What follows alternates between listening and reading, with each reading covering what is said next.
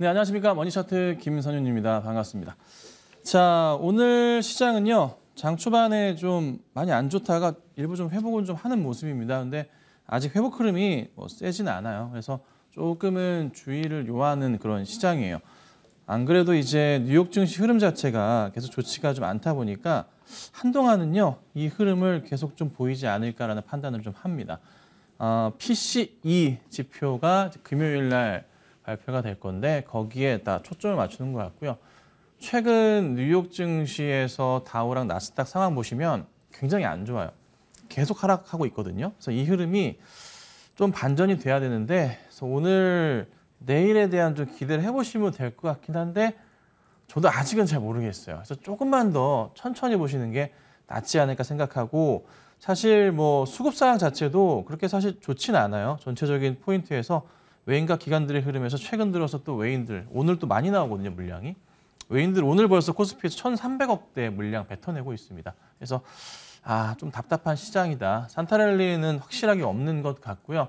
연말이나 연초랠리에 대한 기대감을 좀 가지시는 게 나을 것 같습니다. 그래서 특별하게 주가가 움직일 만한 이슈거리는 현재는 없는 상황이다. 그리고 PCE가 잘 나오던 소비가 증가하던 줄었던 간에 그걸 시장에서 어떻게 받아들여질지가 또 감이 안 오거든요. 그래서 우선은 그때 가서 봐야 되는 시장인 것 같으니까요. 급한 대응은 지양하시면 좋겠습니다. 자, 우선은 오늘 AS 좀 할게요. 하나씩 보면서 좀 오늘 설명을 좀 드려보죠. 자, 어제 이제 드렸었던 SPG예요. SPG인데 제가 이제 그 제조업에 보면은 기본적으로 좀 로봇 사용 빈도가 이제 줄었다가 점점 늘고 있는 그런 상황에서 이게 그 스마트 팩토리로 확실하게 좀 바뀌는 흐름을 저희가 좀 알고 있잖아요. 이거 딴 건 그건 아니라 그 4, 5년 전에 5년 전에 한 2차 전지 주가들을 비교해 보자면 에코프로나 아니면은 LNF 같은 경우나 10배 이상씩 다 올랐단 말이에요. 약간 그런 흐름에 대한 좀 기대감을 가져보는 거예요. 큰 미래 산업에 대한 먹거리에 대한 큰 그림을 좀 그리는 건데 SPG는 잘 아시겠지만은 이제 모터 관련이에요. 모터 관련이고요. 가전제품 쪽이 비중이 2고 로봇 관련으로 좀 보자면은 1 이렇게 됩니다. 그리고 이제 감속기 관련해서 이슈가 좀 있는 종목이고 국내에서 그래도 대장주 역할을 좀 하지 않을까 생각을 좀 들어요. 근데 이게 재밌는 점은 실적이 계속 좋아져요. 그러니까 상반기 대비해서 하반기 실적이 좋지는 않지만 작년 대비해서 올해 실적은 사상 최대 실적을 좀 보여줍니다. 그러면 저는 우선은 단기적인 포인트에서 봤을 때도 큰 차트 추세는 계속 점진적인 우상향을 하고 있긴 하거든요. 막 올라가지는 않지만 크게 떨어졌다가 다시 돌아가는 모습이에요. 굉장히 좋은 모습이에요. 그 흐름에서 봤을 때 최근의 추이 자체가 나쁘진 않았다라고 판단을 했던 거죠. 근데 이제 오늘 시장이 좋지 않음에도 불구하고 굉장히 좀 선전을 하고 있는 상황이거든요. 오늘 장중에 3% 정도까지 올랐어요. 예, 그래서 어제 말씀드리고 나서 오늘 살짝 올라가는 모습 나와주고 조금의 움직임 자체가 바닥을 확인하면서 돌려 세우는 그 초입 구간에 딱 있는 것 같아요. 그러면 이럴 경우에는 전고점까지는 우선은 1차적으로 볼 필요는 있어요. 여기 자리 이제 19,000원 정도 자리인데 이 갭을 일부 좀 메꾸는 그 흐름을 기대해 볼 수 있다는 거죠. 큰 수익을 누리지는 않는다고 말씀드렸어요. 만약에 이 종목에 대해서 완전 난 장기적으로 본다면은 정말 길게 보셔도 돼요. 실적은요 계속 좋아질 거예요. 안 꺾이고 계속 좋아질 거라 매년 계속 좋아질 거예요. 점차. 그런데 저는 조금 더 그 흐름이 빨라질 거라 생각을 하고 있어요. 왜냐하면은 최근에 국내 기업들도 그렇고 미국 내 이제 공장을 짓고 있잖아요. 그리고 전 세계적으로 고용을 줄이는 모습에서 또 투자는 또 하고 있어요. 고용은 줄이죠. 트렌드 자체가. 근데 기업들이 투자는 해요. 그 투자 관련해서 살펴보자면은 무슨 일이 일어날까요? 당연히 자동화 설비 쪽으로 갈 수밖에 없는 거예요.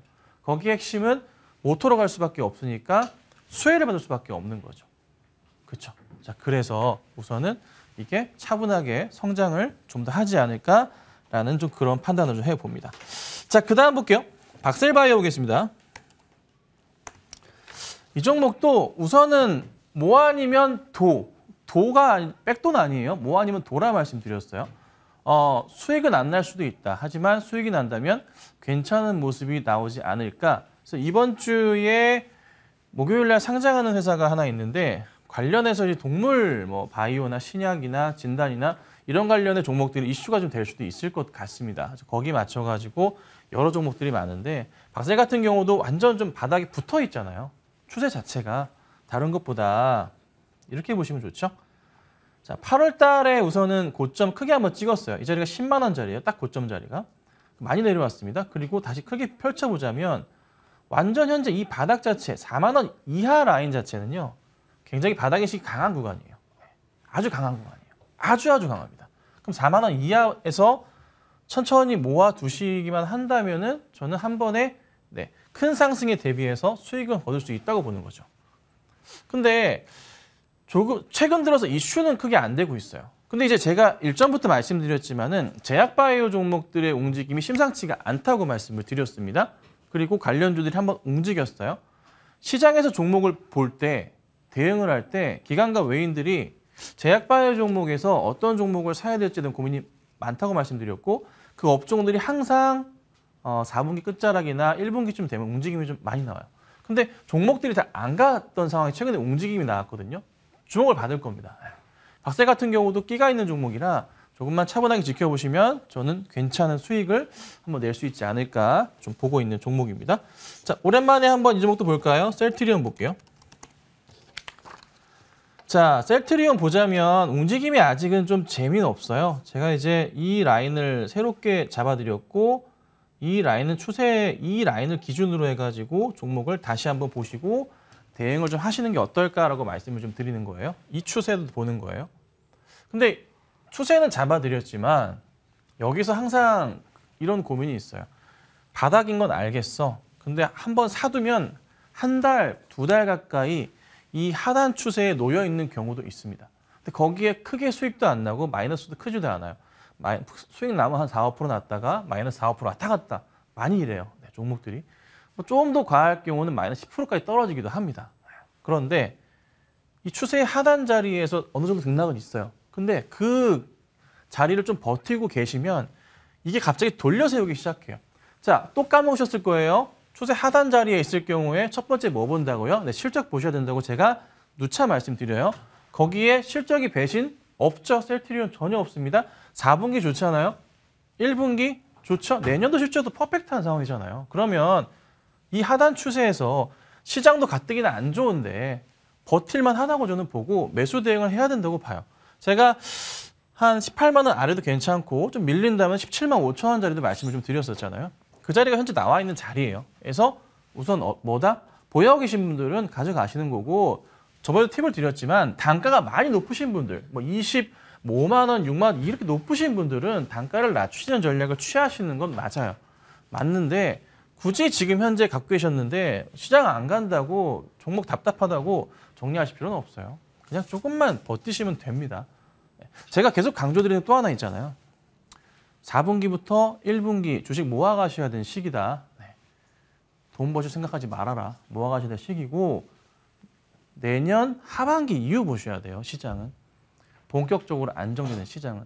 포인트 첫 번째 가장 중요한 것은 금리의 다운의 시발점이에요. 거기가 제일 중요해요.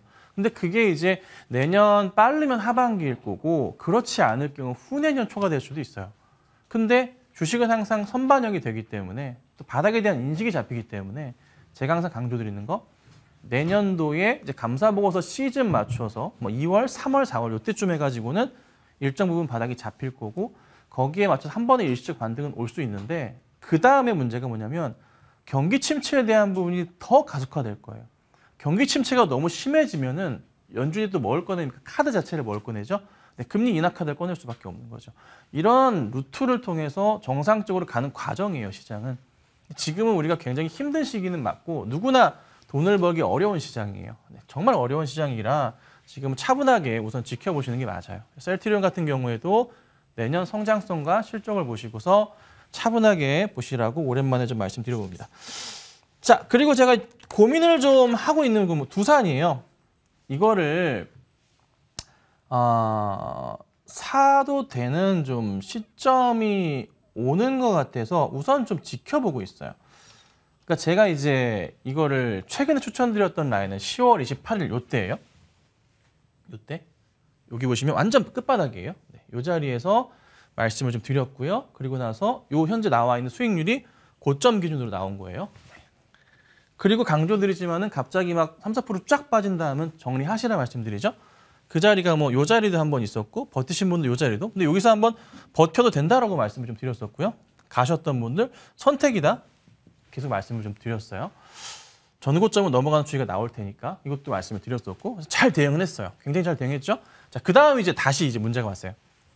이거를 지금 이제 사야 될까에 대한 고민을 좀 하고 있는 거예요. 종목을 보고 있는데 이거를 살까 말까? 추이가 조금 이 터치한 자리는 있어요. 거의 완전 끝바닥이 오긴 했는데 여기에서 지금 고민이 뭐냐면 나스닥도 그렇고 다우도 그렇고 코스피도 그렇고 코스닥도 그렇고 코스피 기준과 코스닥으로 말씀드려보자면 2300에 대한 테스트가 한번 있을 것 같긴 하고 근간에 그다음에 코스닥 같은 경우에도 700에 대한 테스트가 있을 것 같긴 하단 말이에요. 현재 추이상으로 그래요. 나스닥과 다우도 조금 밀리는 게 연속적으로 나올 가능성이 있으니까 열려 있어요. 코스피 코스닥도 열려 있어요. 조금 더 빠질 수도 있어요. 그 폭 자체가 한 1에서 2% 코스피 지수 기준으로 나올 가능성이 있다는 거죠. 자, 거기에 맞춘다면은 종목이 약간은 밑으로 내려왔다가 반대로 올려칠 수도 있거든요. 그러니까 시장 자체가 그렇게 바뀔 수도 있어요. 살짝. 그래서 2300에 대한 코스피 포인트 테스트에 대한 구간 자체가 나왔을 때가 그때가 1차적인 현재로서는 바닥이 아닌가 생각이 좀 드는 거고 그게 이제 이번 주에 PC 발표를 비롯해서 여러 상황들, 시장에 대한 좀 판단들 그리고 뭐 어찌됐든 양도세 부분도 사실 우려스러운 것도 없잖아 있고 물론 이제 뭐 유예되는 이슈도 있고 하지만 뭐 어쩔 수 없는 부분이잖아요. 연말이 항상 그리고 자금이 좀 안 도는 경향도 있고 하다 보니까 산타 랠리에 대한 기대감 자체가 완전 사라진 상황이니 좀 이번에 좀 사실 그냥 쉬자라는 분들이 굉장히 좀 많거든요. 그러니까 주식 예탁금 자체도 사실 뭐 완전 주저앉은 상황이니까 조금 시장이 좀 어려운 거예요. 그래서 고민을 좀 하고 있는데 여기서 이제 반등에 대한 실마리를 찾아봐야 되는데 그냥 실마리를 찾아보기에 회사는 다 좋은데 문제는 그냥 라인 맞춰보자는 거죠. 대형주에서 실적을 기반으로 봤을 때 두산 빼놓을 수 없잖아요. 자회사들의 실적이 너무나 좋으니까. 그럼 여기서 뭐 두산 로보틱스뿐만 아니라 뭐 에너지 솔루션부터 해서 쫙쫙 있잖아요. 그럼 여기서부터 해서 한 번만 내려와 달라. 저 속으로는 그래요. 한 8만 2, 3천 원만 오면 안 되겠냐. 빌고 있긴 해. 근데 만약에 안 오고 시장이 좀 바로 안정적인 짧은 반등이 나와준다면 바로 튀어 올라갈 수도 있어요. 그때 빠르게 잡아야겠죠. 그러면 다시 이런 그림을 한번 노려볼 수가 있는 거겠죠. 두산은 그래서 제가 관심 종목에다가 지금 계속 넣어두셔라 이렇게 얘기를 하는 거예요. 여차하면 사야 되니까. 대형주로 10% 이상 수익 나면 이건 대박인 거잖아요. 그렇죠? 그래서 좋은 수익이 났었는데 한 번 더 노려볼 수 있으니까 꼭 넣어두시고 지켜보셔야 돼요. 자, 그 다음 볼게요. 제가 요즘에 이제 매일 아침마다 1시간 이상씩 뉴스 기사를 읽어보는데 에코프로 HN 탄소 배출권 이슈가 상당히 좀 다시 부각이 되고 있어요. 유럽 쪽에서 이슈가 터져져서 탄소 배출권 가격 자체가 다시 상승을 할 것이다라는 기사가 막 생기고 있습니다. 팍팍팍 올라오고 있습니다. 그럼 거기에 조만간에 탄소 배출권 가격 추이 자체가 상승을 하기 시작할 건데 점진적으로 상승할 거예요. 거기에 맞춰가지고 탄소 배출권 관련주들은 주목을 받을 수밖에 없어요.